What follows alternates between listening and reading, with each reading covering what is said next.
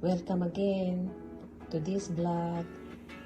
I'm sharing it with you my recipe of pink salmon patties.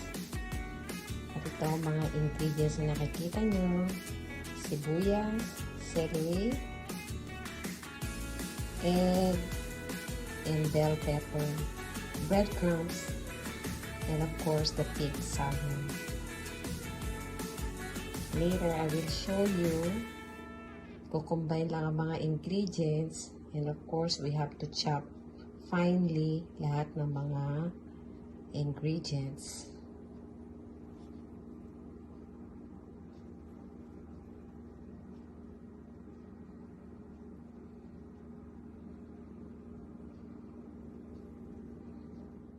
Okay, after you drain yung pink salmon, so this will be like this. Okay, you just have to mash it para maliit-liit na piraso, and then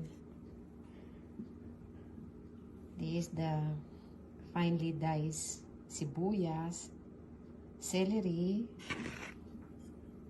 and then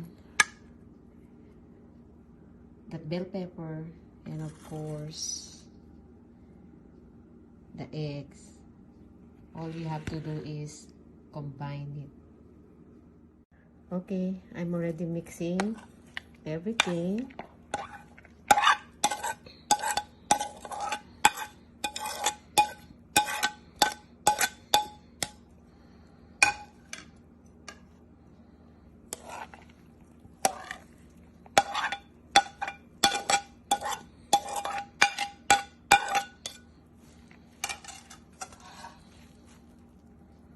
This egg. This super dali. So if you're in a rush and you don't have wala kayong ulam, I think pwede rin dito yung tuna, but I prepare the salmon.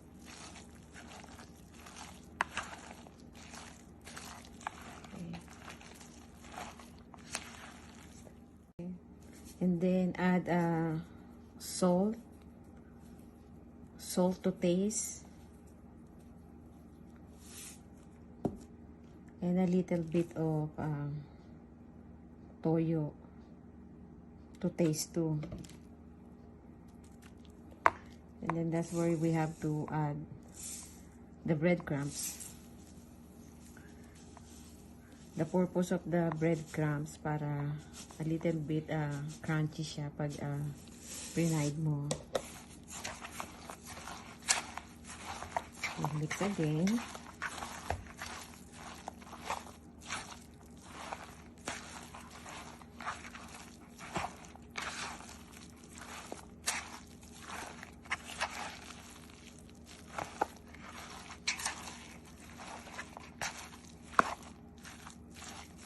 And then we will add a little bit of corn starch para nag-form siya ng patties. Hindi siya maghihiwa-walay. Okay. Okay. So this continuous mixing until everything is well mixed. So ganitong consistency, it's already ready to make a patty. See? So I add another 1 whole egg para medyo ma-form siya. But this consistency, okay na siya. So ready to fry na siya. And then in a bit, painitin muna natin ang kawali. Okay.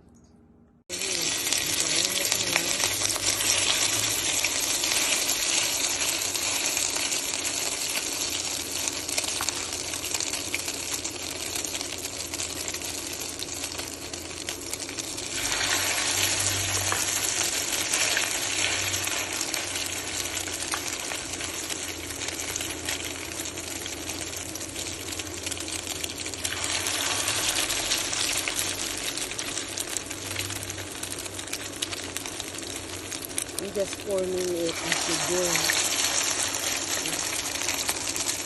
I'm not using my two hands to make a ball. This one is so easy.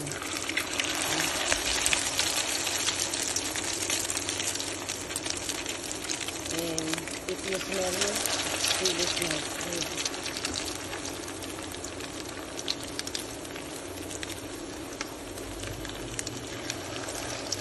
There we go. Really big until it's brown. Okay, babalik na rin na natin.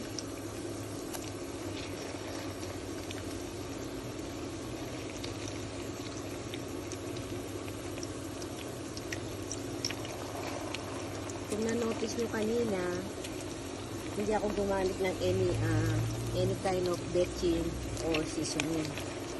Because sa ganito, malasa na yung salmon. So, you don't need to add extra pampalasa. Because that's not good for your health.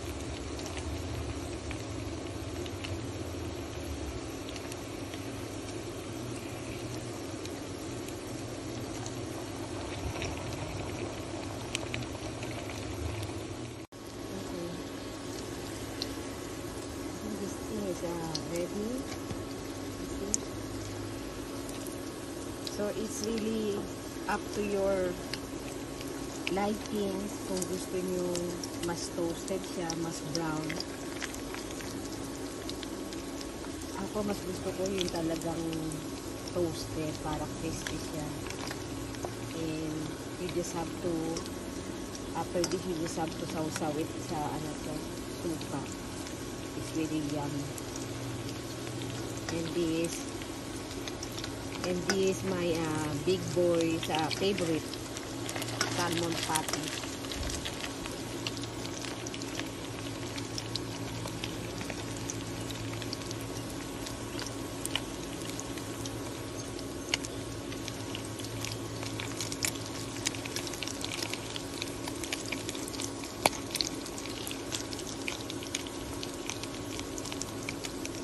Okay, this is our finished cooking the salmon patties.